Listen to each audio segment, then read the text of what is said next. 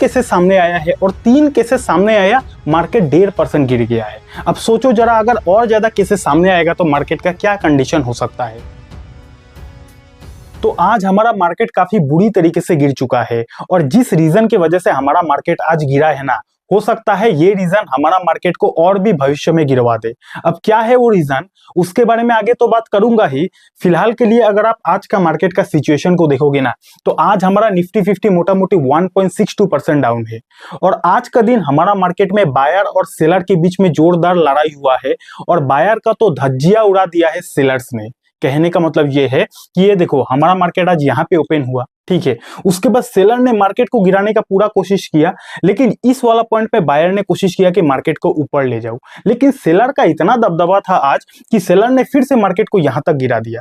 फिर यहाँ पे बायर ने कोशिश किया मार्केट को उठाने का, लेकिन सेलर का आज का दिन बहुत ही दबदबा रहा। सेलर ने पूरा धज्जिया उड़ा दिया मार्केट का। मार्केट 1.62% गिर गया है, ठीक है, और हर तरफ गिरावट है। अगर आप निफ्टी नेक्स्ट 50 देखोगे, यहाँ पे देखो निफ्टी 50 में 1.62% गिरावट, नेक्स्ट 50 3% गिर चुका है। और अगर आप देखोगे निफ्टी 200 2% डाउन, मिड कैप देखोगे लगभग 3% डाउन, स्मॉल कैप देखोगे लगभग 3.5% डाउन। और सबसे इंपॉर्टेंट क्या है कि निफ्टी विक्स अगर आप देखोगे तो 15% उछल गया है।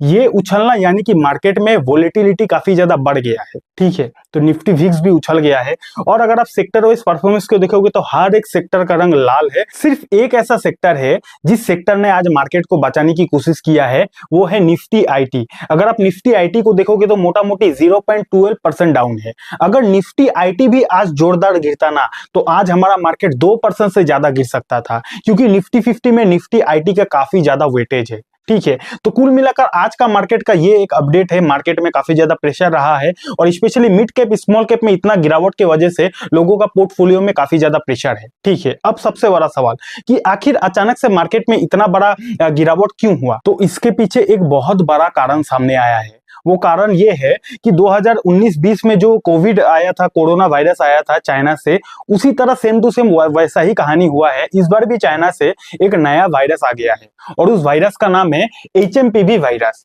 ठीक है। अब ये तो चाइना में था, तो हमारे देश का मार्केट क्यों गिरा, तो हमारा देश का मार्केट इसीलिए गिरा क्योंकि हमारे देश में भी यानी कि इंडिया में भी ये वायरस आज के दिन पाया गया है, ठीक है। और सबसे बड़ी बात तो क्या है कि 8 महीना का बच्चा में ये वायरस पाया गया है, जिससे रिलेटेड आप आर्टिकल यहाँ पे मिनट से मैं उठाया हूं, आप देख सकते हो। According to news report, an 8 months old child in Bengaluru tested positive for HMPV, a similar virus to कोविड-19। यानी कि 8 महीना का बच्चा में ये वायरस पाया गया है पॉजिटिव, और वो भी कहाँ पे, बेंगलुरु में, ठीक है। और ये वायरस मोटा मोटी कोविड-19 वायरस के जैसा ही है, ओके। उसके बाद अगर आप यहाँ पे देखोगे, द इकोनॉमिक्स टाइम से मैंने ये लिया है, stock market crash, Sensex and Nifty 50 down, 3 confirm HMPV cases spoke investors. यानी कि ये तो था 8 महीना का बच्चा में ये वायरस पाया गया है, 2 और नया केसेस आया है। वो कहां से वो नया केसेस आया है, अगर आप यहाँ पे देखोगे 2 cases were reported from Bengaluru in Karnataka. यानी कि 2 केसेस था, बेंगलुरु से था, एक कर्नाटका से था। बेंगलुरु वाला तो हमने देख ही लिया, कर्नाटका में भी पाया गया था। While a third tested positive after being hospitals in Gujarat. यानी कि तीसरा केस भी पाया गया है गुजरात में, ठीक है। तो जिस तरह कोविड में काफी तेजी से वायरस फैल रहा था, लोगों का भी ये मानना है कि ये वायरस भी काफी तेजी से फैल रहा है, क्योंकि सुबह तक 2 केस था, शाम होते होते यानी कि 2-3 बजते बजते एक और केस गुजरात से सामने आ गया है, ठीक है। और इसके वजह से मार्केट में काफी ज्यादा प्रेशर है। प्रेशर होना आम बात है, क्योंकि देखो लास्ट टाइम जब कोविड गया, जब भी इस टाइप का पेंडेमिक आता है तो काफी सारा बिजनेसेस में काफी ज्यादा हैम्पर होता है, और बिजनेसेस में अगर हैम्पर होगा तो भैया शेयर मार्केट कैसे भागेगा, ठीक है। ये डर की वजह से कहीं ना कहीं मार्केट में प्रेशर है। और शेयर मार्केट हमेशा फ्यूचर पर चलता है, शेयर मार्केट कभी भी प्रेजेंट को देखकर नहीं चलता है। फ्यूचर में क्या होगा उस चीज को प्रेडिक्ट करके ही शेयर बाजार चलता है। क्योंकि अगर आप देखो ना, ओनली 3 केसेस सामने आया है और 3 केसेस सामने आया, मार्केट 1.5% गिर गया है। अब सोचो जरा, अगर और ज्यादा केसेस सामने आएगा तो मार्केट का क्या कंडीशन हो सकता है। इसीलिए शेयर बाजार हमेशा फ्यूचर को देखकर चलता है। अगर इस टाइप का केस बढ़ जाता है तो बिजनेस में कितना हैम्पर होता है, वो चीज मार्केट ने 2019 में ऑलरेडी देख लिया है।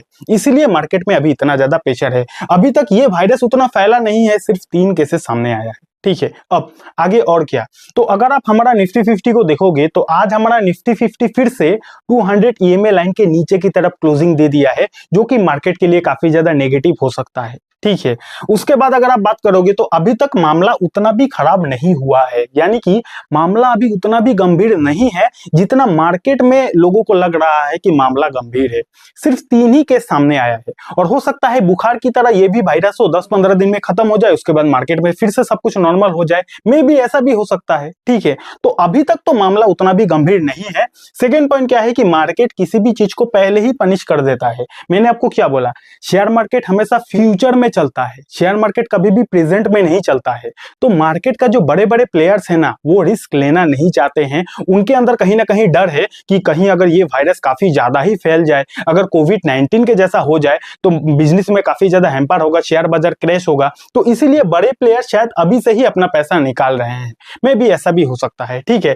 तो मार्केट फ्यूचर को पहले ही पनिश कर देता है। उसके बाद एफआईएस का भी हेवी सेलिंग है, लगातार कुछ दिनों से एफआईएस बेच ही रहा है, तो उसका भी इंपैक्ट कहीं ना कहीं हमारा मार्केट में पड़ रहा है।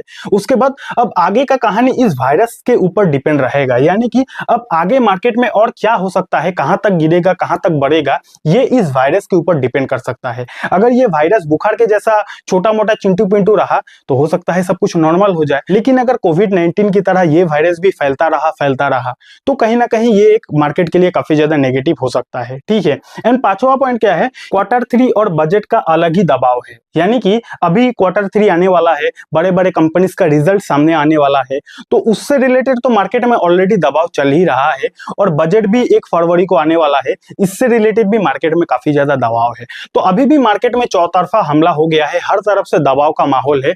तो अभी के टाइम पे अगर आप ट्रेडिंग करते हो, इन्वेस्टमेंट करते हो, काफी ज्यादा सोच समझकर अपने तरफ से स्टडी करके ही कीजिएगा। और अगर आप ये चाहते हो कि मैं एक ऐसा वीडियो बनाऊं जिस वीडियो में मैं बताऊं कि ये वायरस अगर फैल जाता है तो कौन से बिजनेस के लिए काफी ज्यादा फायदा होगा, और ये वायरस अगर फैल जाता है तो कौन से बिजनेस के लिए ये काफी ज्यादा नुकसानदायक होगा, अगर आप चाहते हो कि मैं ये वीडियो बनाऊं तो आपको कमेंट में यस लिख देना है, ठीक है। और हाँ, अगर आपको शेयर मार्केट को फ्री में सीखना है तो यहाँ पे क्लिक करके इस वीडियो को देख लेना।